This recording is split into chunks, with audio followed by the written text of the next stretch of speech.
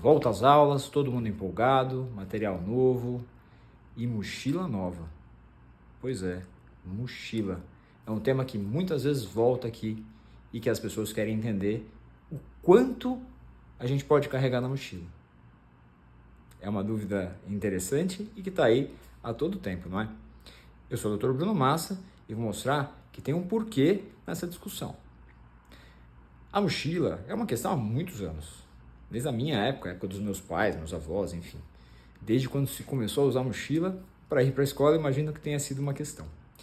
É muito útil, óbvio. Leva-se os livros, os cadernos, caneta, tudo que a gente precisa.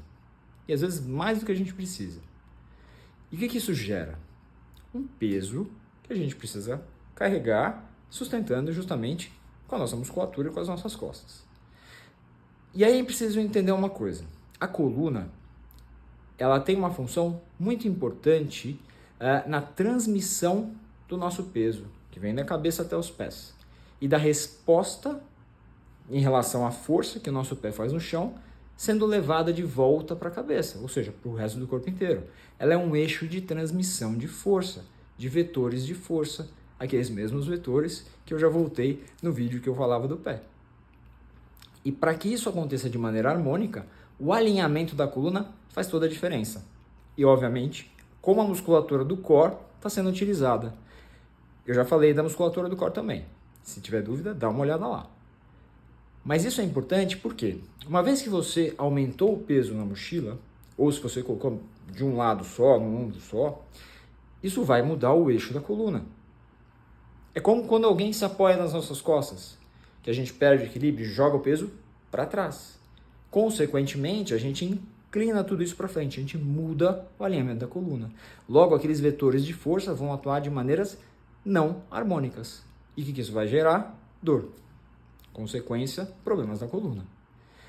Ninguém nunca vai fazer um estudo de exatamente quanto a gente pode carregar nas costas, colocando peso nas costas das pessoas e entendendo como isso vai evoluir. Mas o que foi feito? Foi avaliado da maneira oposta.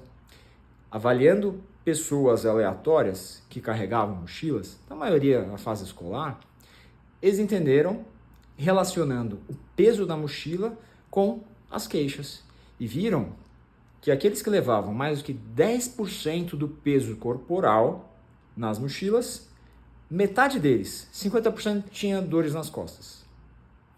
Tá aí. Daí vem a convenção do número 10%, que é o peso tolerado. Alguns autores chegam a 15%, mas a grande maioria aceita 10%. E é bem razoável pensar que a gente está levando 10% do nosso peso na mochila. Tem algumas dicas aí nessa história. Eu até vou postar o vídeo aqui nos comentários de um colega que mostrou quanta coisa a gente pode tirar da mochila para diminuir esse peso. Super interessante. Mas não só. O tipo de mochila e como a gente carrega também faz diferença. As mochilas devem ser carregadas da maneira mais harmônica, ou seja, nos dois ombros. Existem alguns modelos de mochila em que a gente pode prender uma alça na pelve, na cintura.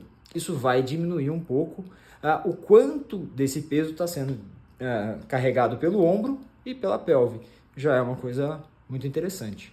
Ou, obviamente, as mochilas de rodinha. São todas alternativas. Uma coisa interessante dessa última, que vale a pena a gente pensar, que são as escolas em que a gente tem escada. Por quê? Porque na escada, em geral, as crianças carregam a mochila nas costas, ou num ombro só. E aí você gera, obviamente, uma questão justamente pelo peso desse mecanismo de rodinha.